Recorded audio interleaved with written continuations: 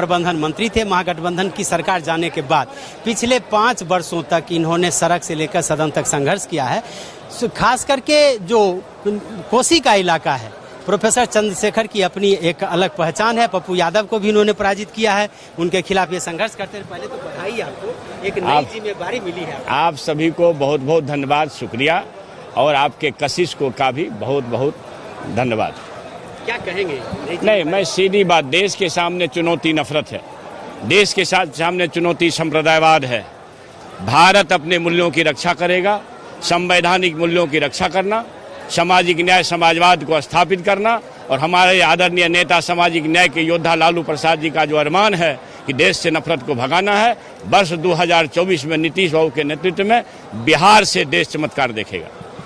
इस बार के जो उनका जो मंत्रिमंडल का गठन हुआ, तेजस्वी ने कई बातें की है। एक तरह से प्राथमिकता कहिए कि युवाओं को प्राथमिकता दी गई है, पार्टी के जो भरोसेमंद रहे हैं उनको प्राथमिकता, अच्छी छवि वाले को प्राथमिकता।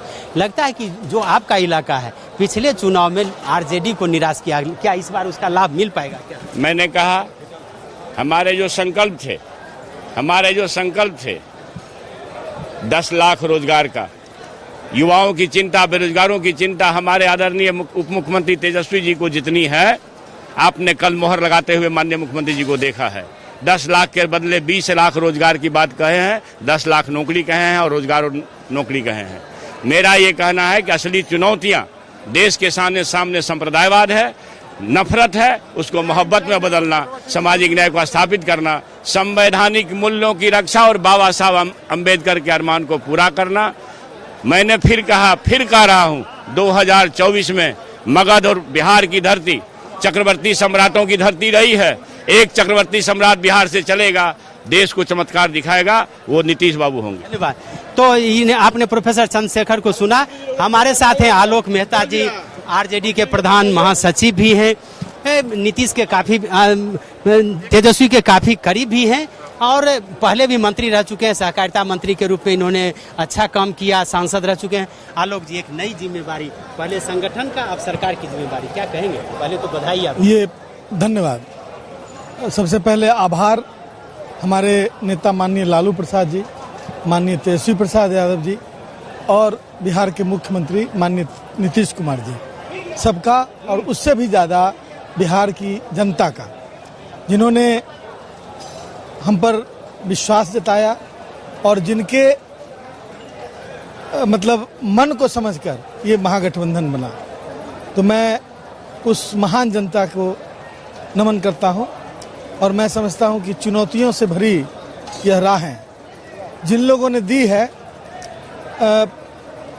उन लोगों ने गलत ढंग से पूरे देश को गवर्न करने का एक प्रयास जो पिछले 6 वर्षों से 7 वर्षों से करने का जो प्रयास चल रहा है, उसके विरुद्ध हम एक उदाहरण पेश करेंगे कि गवर्नेंस वो नहीं होता, गवर्नेंस कुछ और होता है।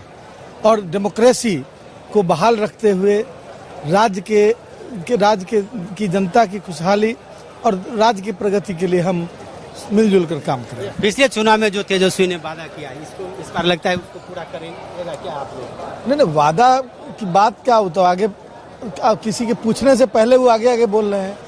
लेकिन उनका क्या, जिन लोगों ने 2-2 करोड़ प्रतिवर्ष नौकरी का वादा, रोजगार का वादा किया था, उनसे भी तो पूछा जाना चाहिए।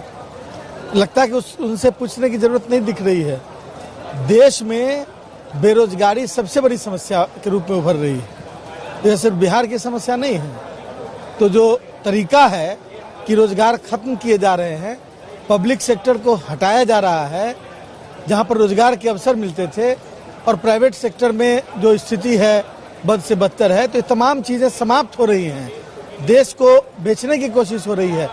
इनके विरुद्ध एक मॉडल जो खड़ा हो सकता है बिहार में खड़ा किया जाए। धन्यवाद। तो ये है आलोक मेहता। इसी तरह टीचर से जुड़ी न्यूज़ पाने के लिए सिलेक्शन मंच को सब्सक्राइब करें और बेल आइकन को प्रेस करें।